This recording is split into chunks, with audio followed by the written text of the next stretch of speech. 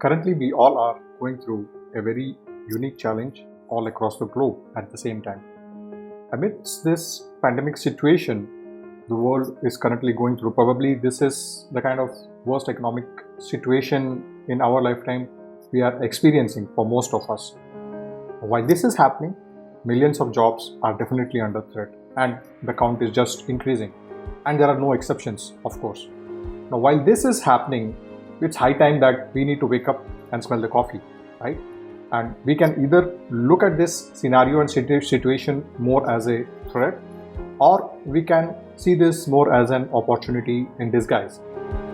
Actually speaking, in the current situation, entrepreneurship is something which is not an option, something definitely need to be seriously explored and should seriously be considered. It's the need of the hour in the current wake of the situation.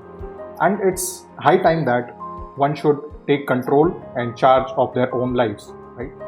It's a new wave of compulsive entrepreneurship which the world is going through. So while this is happening, I wanted to share quite a few tips which I got from my mentors, which I've learned. Hi, my name is Shrikant Iyengar and I'm a transformation coach and mind power expert.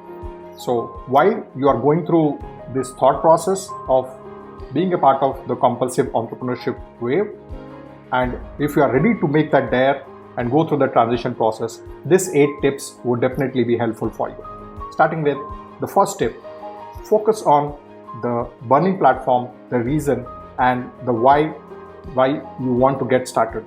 That is something which will eventually drive you through this entire journey. So what is your dream? What is your vision? What is your reason for getting into entrepreneurship is something which has to be your driving force. Second important thing, focus on one mentor. Today we have so many brilliant people, knowledgeable people and wise people who are available for us, and aligning to those people we can definitely learn by all means. But what is more important is that you should keep your attention and focus towards one mentor and completely submit to that mentor and allow that mentor to bring that transformation and change in your lives. Believe me, focusing on multiple mentors at the same time would only lead to a lot of confusion in your mind and would distract you from the course and the direction which you want to pursue and take. The third important thing is that once you take something in your hand, you need to take it to the finish line. There would be challenges, there would be difficulties, there would be obstacles and roadblocks which might come in the journey. But while you are going through this journey, be prepared for all those and fight your way through all of those obstacles and ensure that you take yourself to the finish line.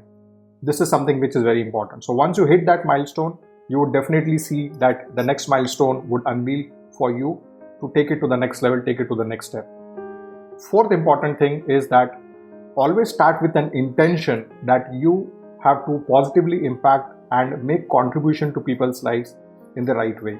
Now, once you put that intent in the right manner, definitely the effort what you would take would also translate into the right things turning out for you in your favor.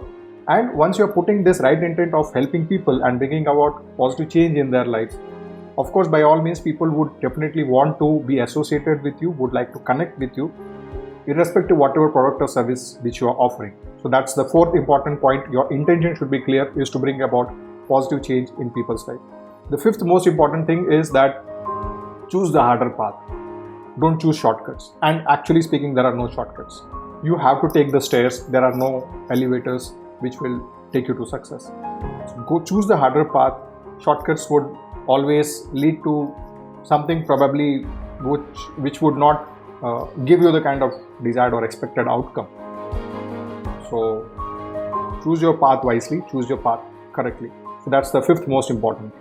And the sixth one is that have a focus always towards long term.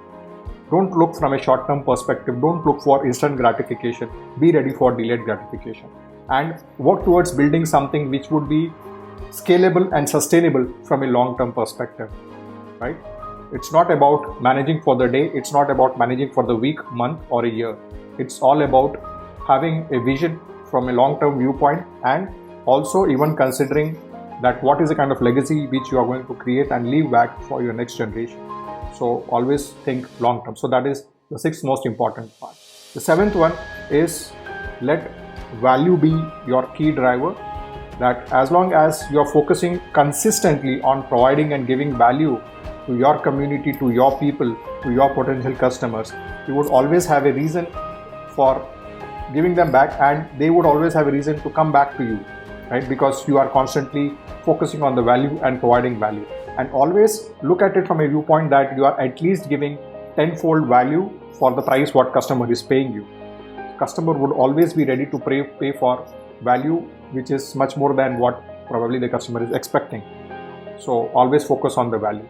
The eighth and the last very important point is that again your focus should be creating a system over a period of time, and the system should be self-sustainable, and the system is something which should be built in a manner where it is robust and would ensure that you are able to leverage the strength and power of this system, where the people associated and who are a part of your system would also contribute towards building your business model, your organization in your journey. Now, while you are doing this, eventually you would be able to create a robust and sustainable passive income stream, and this passive income stream eventually would lead to financial freedom, probably, which is something which you would definitely be watching and working towards. At the end of the day, all of us are working and putting our efforts to eventually have a system which would be self-sustainable and would lead to passive income over a period of time.